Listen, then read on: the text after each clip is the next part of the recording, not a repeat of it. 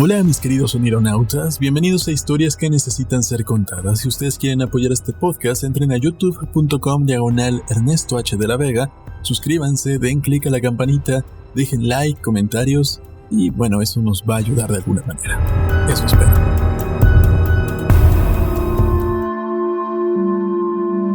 Hoy presentamos Al otro lado de la barrera del sueño, de Howard Philip Lovecraft. Con frecuencia me he preguntado si el común de los mortales se habrá parado alguna vez a considerar la enorme importancia de ciertos sueños, así como a pensar acerca del oscuro mundo al que pertenecen. Aunque la mayoría de nuestras visiones nocturnas resultan poco más que débiles y fantásticos reflejos de nuestra experiencia de vigilia, a pesar de Freud y su pueril simbolismo, existen, no obstante, algunos sueños cuyo carácter etéreo y no mundano no permiten una interpretación ordinaria y cuyos efectos vagamente excitantes e inquietantes sugieren posibles ojeadas fugaces a una esfera de existencia mental no menos importante que la vida física, aunque separada de esta por una barrera infranqueable. Mi experiencia no me permite dudar que el hombre, al perder su conciencia terrena, se ve de hecho albergado en otra vida incorpórea, de naturaleza distinta y alejada de la existencia que conocemos, y de la que solo los recuerdos más leves y difusos se conservan tras el despertar. De estas memorias turbias y fragmentarias es mucho lo que podemos deducir, aun cuando lo que podemos probar sea muy poco. Podemos suponer que en la vida onírica, la materia y la vida, tal como se conocen tales cosas en la Tierra, no resultan necesariamente constantes y que el tiempo y el espacio no existen tal como lo entienden nuestros cuerpos de vigilia. A veces creo que esta vida menos material es nuestra existencia real y que nuestra vana estancia sobre el globo terráqueo resulta en sí misma un fenómeno secundario o meramente virtual.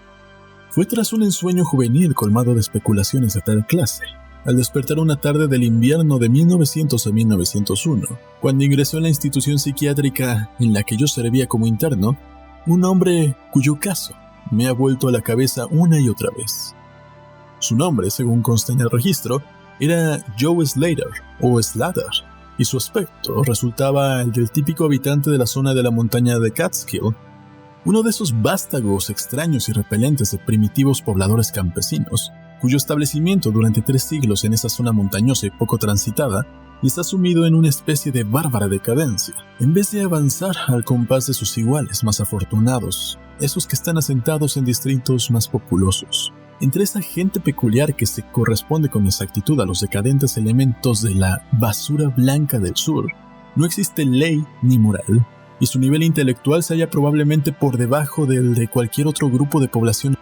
Joe Slater, que llegó a la institución bajo la atenta vigilancia de 4 policías estatales, y que era descrito como de un carácter sumamente peligroso, no dio, sin embargo, muestras de tal peligrosidad la primera vez que lo vi. Aunque muy por encima de la talla media y de fornida constitución, mostraba una absurda apariencia de estupidez inofensiva por mor de sus ojillos acuosos de azul pálido y somnoliento, su rala, desatendida y jamás afeitada mata de barba amarillenta y la apatía con que colgaba su grueso labio inferior. Se desconocía su edad, ya que entre su gente no hay registros familiares o lazos estables, pero por su calvicie frontal y por el mal estado de su dentadura, el cirujano le inscribió como un hombre de unos 40 años. Por los documentos médicos y jurídicos, supimos cuanto había recopilado sobre su caso. Este hombre, vagabundo, cazador y trampero, siempre había resultado un extraño a ojos de sus primitivos paisanos. Habitualmente solía dormir durante las noches más de lo normal, y tras el despertar acostumbraba a pronunciar palabras desconocidas en una forma tan extraña como para inspirar miedo aún en corazones de aquella chusma sin imaginación. No es que su forma de hablar resultase totalmente insólita, ya que no hablaba sino en la decadente jerga de su entorno, pero el tono y el tenor de sus expresiones poseían una cualidad de misterioso exotismo, y era capaz de escucharlas sin sentir aprensión. Él mismo se veía tan aterrado y confuso como su auditorio, y una hora después de despertar había olvidado todo lo dicho, o al menos que le había llevado a decirlo, volviendo a su bovina y medio amigable normalidad del resto de los montañeses. Según envejecía Slater, al parecer sus aberraciones matutinas fueron aumentando en frecuencia e intensidad, hasta que alrededor de un mes antes de su ingreso en la institución se desencadenó la estremecedora tragedia que había llevado a su arresto por parte de las autoridades. Un día, alrededor del mediodía, tras un profundo sueño que se había sumido después de que el día anterior tuviera una borrachera de whisky, el hombre se había levantado con gran brusquedad, prorrumpiendo en aullidos tan terribles y ultraterrenos que atrajeron hasta su cabaña a varios vecinos. Una sucia posilga donde moraba con una familia tan impresentable como él mismo. Abalanzándose hacia el exterior a la nieve, había alzado los brazos para comenzar una serie de saltos en el aire, al tiempo que vociferaba su decisión de alcanzar alguna gran cabaña con resplandores en el techo y muros y suelos, y la sonora y extraña música de allá a lo lejos. Cuando dos hombres de respetable tamaño intentaron contenerlo, se había debatido con furia y fuerza maníaca, gritando su deseo y su necesidad de encontrar y matar a cierto ser que brillaba y se estremecía y reía. Al fin, tras derribar de momento a uno de quienes le sujetaba con un súbito golpe, se había lanzado sobre el otro en una demoníaca explosión de sed de sangre, vociferando infernalmente que saltaría alto en el aire y se abriría paso a sangre y fuego entre quienes intentaran detenerlo. Familia y vecinos huyeron, entonces presos del pánico, y cuando los más valientes regresaron, Slater se había ido, dejando tras de sí una pulpa irreconocible del que fuera un hombre vivo una hora antes. Ningún montañés habría osado perseguirlo, y probablemente hubieran tomado con agrado su muerte en el frío. Pero cuando varias mañanas más tarde oyeron sus gritos en un barranco lejano, comprendieron que se las había ingeniado de alguna forma para sobrevivir, y que era necesario neutralizarlo de una u otra forma. Entonces habían formado una patrulla armada de búsqueda, cuyo propósito, fuese el que fuese, acabó por convertirse en el pelotón del sheriff, en una de esas pocas veces que los policías del estado son bien recibidos. Aquel policía descubrió casualmente a los buscadores, los interrogó y finalmente se unió a ellos. Al tercer día, hallaron inconsciente a Slater en un hueco de un árbol. Lo condujeron a la cárcel más próxima donde alienistas de Albany lo examinaron apenas recuperó el sentido. Él les contó una historia muy sencilla. Había ido a dormir una tarde hacia el anochecer tras ingerir una gran cantidad de licor. Se había despertado para descubrirse plantado con las manos ensangrentadas en la nieve ante su cabaña, y a sus pies el cadáver mutilado de su vecina, Peter Sladen. Espantado, había huido a los bosques en un vano esfuerzo para escaparse a la imagen de lo que debía tratarse de su propio crimen. Aparte de eso, no parecía saber nada, sin que el experto examen de sus interrogadores pudiera suministrar hechos adicionales. Esa noche, Slater durmió tranquilo y despertó en la mañana siguiente sin otros rasgos particulares que cierta alteración del gesto. El doctor Barnard, que mantenía en observación al paciente, creyó descubrir en sus ojos azul pálido cierto brillo de peculiar cualidad, y en sus labios flácidos una tirantez real, aunque casi imperceptible, como de inteligente determinación. Pero al ser interrogado, Slater se refugió en la vacuidad habitual de los montañeses, y tan solo abundaba en lo dicho el día anterior. La tercera mañana tuvo lugar el primero de los ataques mentales del hombre. Tras algunas muestras de intranquilidad durante el sueño, estalló en un ataque tan terrible que necesitó la fuerza combinada de 4 hombres para embutirle una camisa de fuerza. Los alienistas escucharon con suma atención sus palabras, ya que su curiosidad se veía aguzada hasta un alto grado a través de las sugestivas, aunque en su mayor parte contradictorias e incoherentes, historias de familia y vecinos. Slater deliró alrededor de unos 15 minutos, balbuceando en su dialecto campesino acerca de grandes edificios de luz, océanos de espacio, extrañas musiquitas y montañas sombrías y valles. Pero sobre todo, se explayó acerca de alguna entidad misteriosa y brillante que se estremecía, reía y se burlaba de él. Esta vasta, vaga entidad parecía haberle infligido un daño terrible y su deseo supremo residía en matarla en venganza triunfante. Para lograrlo, decía, debía remontarse a través de abismos de vacíos, abrazando cuantos obstáculos se interpusieran a su paso. Ese era el discurso hasta que cesó de la forma más abrupta. El fuego de la locura se esfumó de sus ojos y, con asombro turbio, observó a sus interrogadores y les preguntó por qué estaba atado. El doctor Barnard le retiró el arnés de cuero y no se lo colocó hasta la noche, cuando consiguió convencer a Slater de que lo aceptara por propia voluntad, por su propio bien. El hombre ya había admitido que a veces hablaba de forma extraña, aunque no sabía por qué. En el transcurso de una semana se desencadenaron otros 2 ataques, aunque los doctores aprendieron muy poco de ellos. Especularon ampliamente sobre la fuente de las visiones de Slater, ya que, no sabiendo leer ni escribir y aparentemente nunca habiendo escuchado leyendas o cuentos de hadas, su prodigiosa imaginería resultaba inexplicable. Que no procediera de ningún mito o leyenda quedaba especialmente de manifiesto por el hecho de que aquel desdichado lunático se expresaba acerca de sí mismo tan solo en su sencillo lenguaje. Desvariaba sobre cosas que ni entendía ni podía interpretar, cosas que pretendía haber experimentado pero que no podía haber aprendido a través de cualquier narración normal o coherente. Pronto los alienistas decidieron que en esos sueños anormales residía la clave del problema. Sueños tan vívidos que durante ciertos lapsos de tiempo podían dominar por completo a la mente despierta de ese ser humano básicamente inferior. Slater fue enjuiciado por homicidio, siguiendo las debidas formalidades, absuelto gracias a su locura, y recluido en una institución donde yo prestaba mis modestos servicios. Ya he admitido ser un incansable especulador sobre la vida onírica, y por eso puede juzgarse con qué impaciencia me lancé al estudio del nuevo paciente apenas tuve conocimiento de los hechos que rodeaban al caso. Parecía sentir alguna simpatía hacia mí, despertada sin duda por el interés que yo no podía ocultar, así como por el modo amable en que yo lo interrogaba. Aunque nunca llegó a reconocerme en el transcurso de sus ataques, en los que yo me veía suspendido sin aliento sobre sus caóticas aunque cósmicas descripciones de su mundo, me reconocía en sus horas tranquilas, cuando podía sentarse junto a la ventana barrada, tejiendo cestos de paja y sauce, quizás añorando una libertad de las montañas que nunca recobraría. Su familia jamás intentó verlo, seguramente ya habían hallado otra cabeza de familia temporal, según la costumbre de esos degenerados montañeses. Poco a poco comencé a sentir una subyugante admiración por las locas y fanáticas creaciones de Joe Slater. En sí mismo el personaje era patéticamente inferior tanto en intelecto como en forma de expresarse, pero sus rutinales y titánicas visiones, aun cuando descritas en una carga bárbara y deslavazada, eran sin duda algo que tan solo una mente superior o incluso excepcional podrían concebir. Me preguntaba, ¿cómo podía la astuta imaginación de un degenerado de Catskill conjurar visiones cuya sola existencia indicaba la presencia de una chispa oculta de genialidad?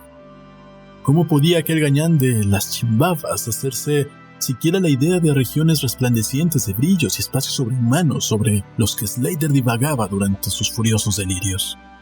Cada vez más iba haciéndome la idea de que, en el penoso individuo que se acurrucaba ante mis ojos, se albergaba el núcleo trastornado de algo que trascendía mi comprensión. Algo que se hallaba definitivamente más allá de la comprensión de mis colegas médicos y científicos más experimentados, pero menos imaginativos. Y a pesar de todo, yo no lograba obtener nada definitivo del personaje.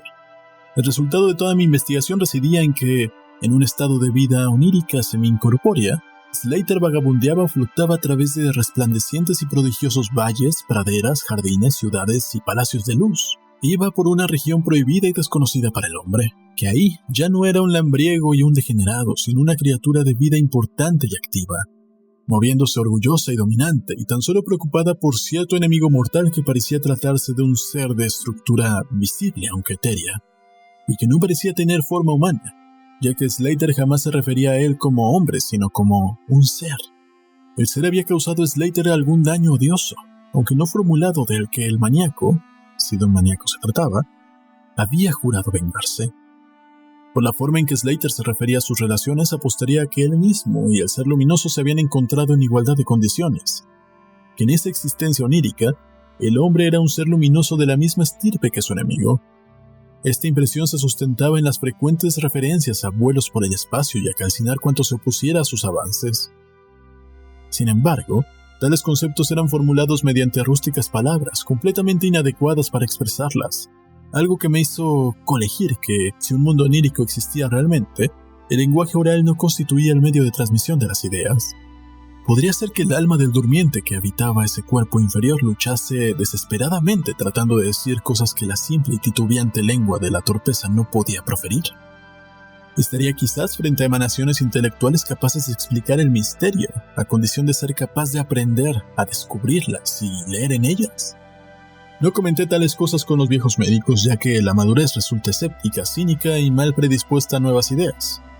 Además, el director de la institución últimamente me había llamado la atención, con esas maneras paternales, diciéndome que yo estaba trabajando demasiado y que mi mente necesitaba algún reposo. Yo había sostenido durante largo tiempo la creencia de que el pensamiento humano consiste básicamente en movimientos atómicos y moleculares, transformables en ondas etéreas de energía radiante, tales como el calor, la luz y la electricidad. Tal creencia me había llevado muy pronto a contemplar la posibilidad de comunicación telepática o mental a través de aparatos adecuados. En mis días de universidad había preparado un juego de instrumentos de transmisión y recepción, parecidos en cierta forma a los aparatosos mecanismos utilizados por la telegrafía sin hilos durante aquel tosco periodo previo a la radio. Los había probado con un compañero de estudios, pero al no lograr resultado alguno, pronto los había arrinconado en compañía de otras extravagancias científicas con miras a su posible uso futuro. Ahora, llevado de mi intenso deseo de penetrar en la vida onírica de Joe Slater, acudí de nuevo a dichos instrumentos y empleé algunos días poniéndolos a punto. En cuanto estuvieron operativos de nuevo, no perdí la oportunidad de probarlos. A cada ataque de violencia en Slater, acoplaba el transmisor a su frente y el receptor a la mía, realizando delicados ajustes para varias e hipotéticas longitudes de onda de la energía intelectual. Yo tenía muy poca idea de en qué forma las impresiones mentales de tener lugar la comunicación despertarían respuesta inteligente en mi cerebro, pero poseía certeza de que podía detectarlas e interpretarlas, así que proseguí con mis experimentos, aunque sin informar a nadie de su naturaleza. Finalmente todo ocurrió el 21 de febrero de 1901. Años después, mirando atrás, comprendo cuán irreal puede parecer, y a veces me pregunto a medias si el anciano Dr. Fenton no tendría razón al achacar todo a mi imaginación sobreexcitada. Recuerdo que escuchó con gran amabilidad y paciencia cuanto le conté, pero acto seguido me suministró unos sedantes y dispuso para mí unas vacaciones de medio año que inicié la semana siguiente. Aquella fatídica noche yo me encontraba agitado y perturbado en grado sumo, ya que, a pesar del excelente trato dispensado, Joe Slater estaba agonizando sin remisión. Quizás se trataba de la pérdida de libertad del montañés, o quizá el desorden de su cerebro se había vuelto excesivamente acusado para su organismo perezoso en demasía. En todo caso, la llama de la vida se apagaba en aquel cuerpo degradado. Hacia el final se encontraba adormecido, y al caer la oscuridad se sumió en su sueño inquieto. No le puse la camisa de fuerza tal como solía hacer cuando él iba a dormir, ya que veía que se encontraba demasiado débil como para resultar un peligro, aun si recaía en el desorden mental otra vez antes de expirar. Pero coloqué en su cabeza y la mía las dos terminales de mi radio cósmica, buscando, contra cualquier esperanza, lograr un primer y último mensaje del mundo onírico en ese escaso tiempo que nos restaba. Con nosotros en la celda se encontraba un enfermero, un tipo mediocre que no comprendía el propósito del aparato ni pensó en cuestionarse mis movimientos. Con el pasar de las horas vi cómo su cabeza se vencía, desmayándose en el suelo, pero no lo molesté. Yo mismo, acunado por la rítmica respiración del sano y del agonizante, debí comenzar a cabecear poco después. El sonido de una melodía lírica y extraña fue lo que me despabiló. Acordes, vibraciones y éxtasis armónicos resonaban apasionados por doquier, mientras ante mi mirada hechizada se abría el formidable espectáculo de la belleza suprema. Muros, columnas y arquitraves de fuego viviente llameaban refulgentes en torno al sitio en el que me parecía flotar por los aires, remontándose hasta una bóveda inconmensurablemente alta de indescriptible esplendor. Entremezclado en ese despliegue de espléndida magnificencia, o más bien suplantado a veces en una caleidoscópica rotación, había destellos de amplias llanuras y valles encantadores, altas montañas y grutas sugerentes, dotados con cualquier adorable atributo de imaginería que mis ojos deslumbrados pudieran concebir. Aunque modelado por completo en alguna materia reluciente, etérea, plástica, cuya conciencia parecía tan espiritual como material. Según observaba, descubrí que la clave de esta encantadora metamorfosis se hallaba en mi propio cerebro, ya que cada panorama que aparecía ante mí era el que mi volublemente deseaba contemplar. En estos jardines elíseos yo no resultaba un extraño, ya que cada imagen y sonido me resultaba familiar. Tal como fuera durante incontables eones de eternidad en el pasado, tal como sería durante las eternidades del porvenir. Luego, el aura resplandeciente de mi hermano en la luz se me llegó y mantuvo un coloquio conmigo, alma con alma, en silencio y perfecta comunión de pensamientos. Aquella hora era la de un próximo triunfo, ya que ¿no iba mi compañero a escapar al fin de una degradante esclavitud transitoria? Escapar por siempre y prepararse para perseguir al maldito opresor incluso hasta los supernos campos del éter, sobre los que lanzaría una incendiaria venganza cósmica que haría estremecer a las esferas. Flotamos así durante un tiempo, hasta que noté cierta turbiedad y desvanecimiento en los objetos circundantes, como si alguna fuerza me reclamase hacia la tierra, el lugar al que menos deseaba yo ir. El ser cercano a mí parecía sentir a sí mismo algún cambio, ya que gradualmente llevó su discurso a una conclusión. Él mismo se preparó para abandonar el lugar, esfumándose ante mis ojos de una forma algo menos rápida que los demás objetos. Cambiamos unos pensamientos más y supe que el ser luminoso y yo éramos reclamados por nuestras ataduras, aunque aquella sería la última vez para mi hermano en la luz.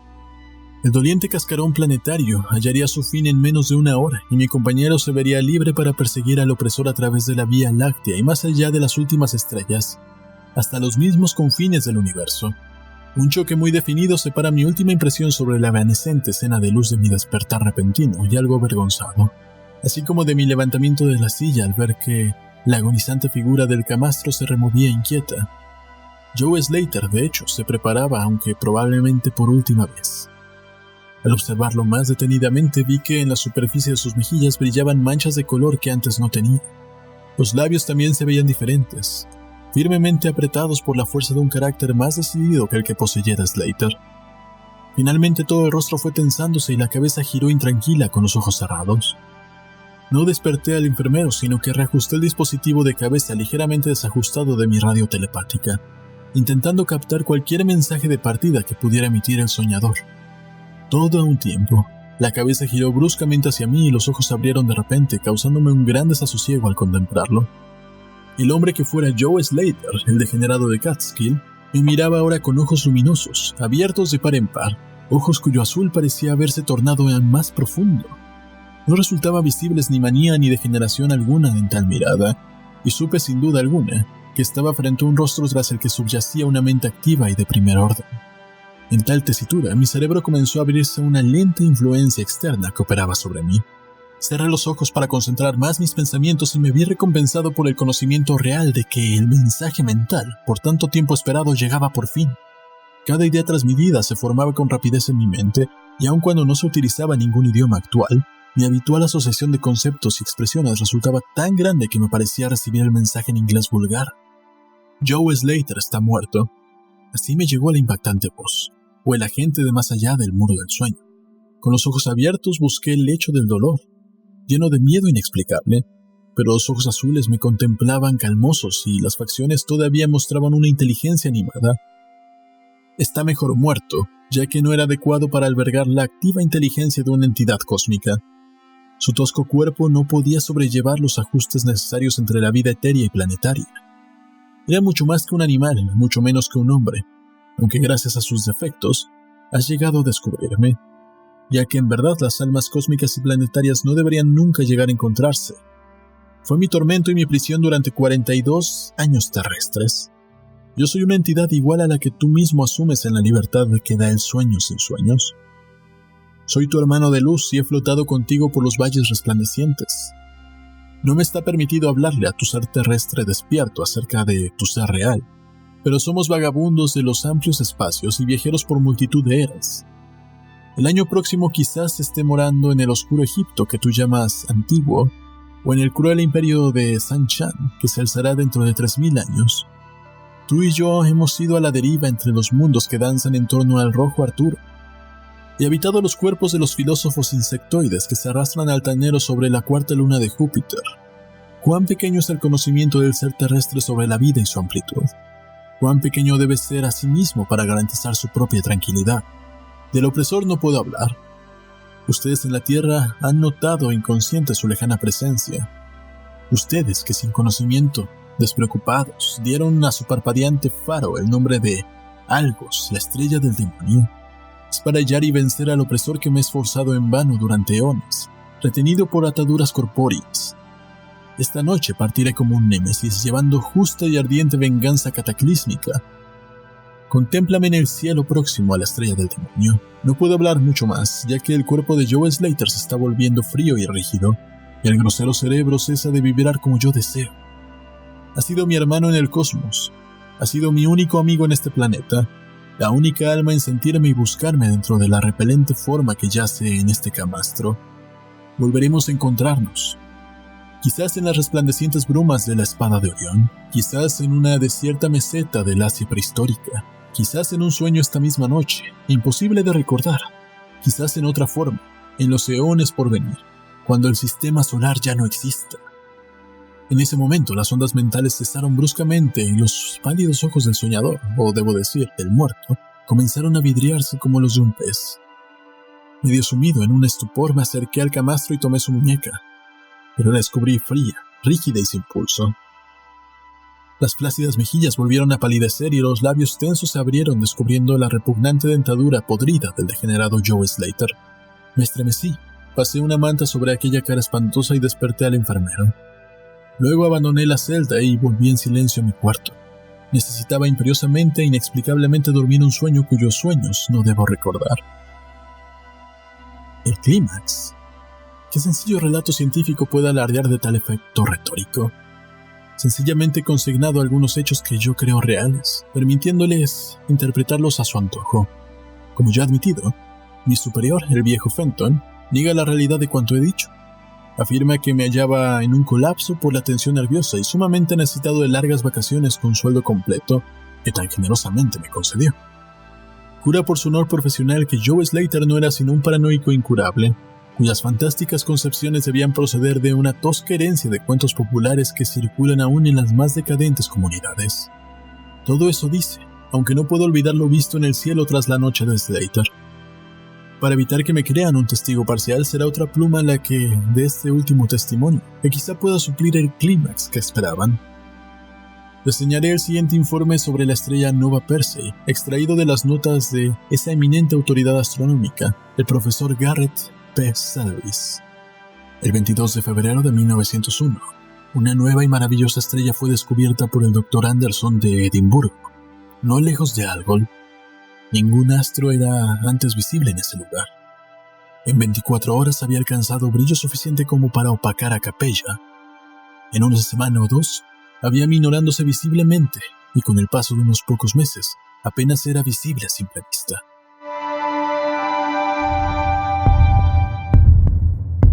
Viajar por el mundo de los sueños, convertirnos en aeronautas.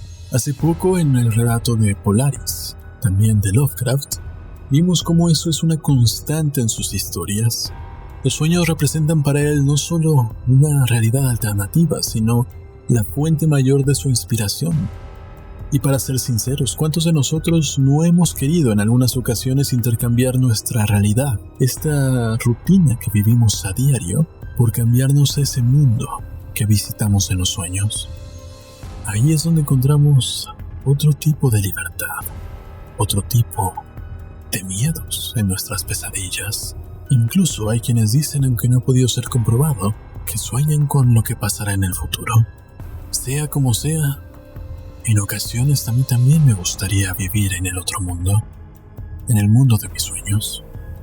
¿Qué les parece si me dejan en los comentarios los sueños más extraños que hayan tenido? Tal vez los leamos en otro video.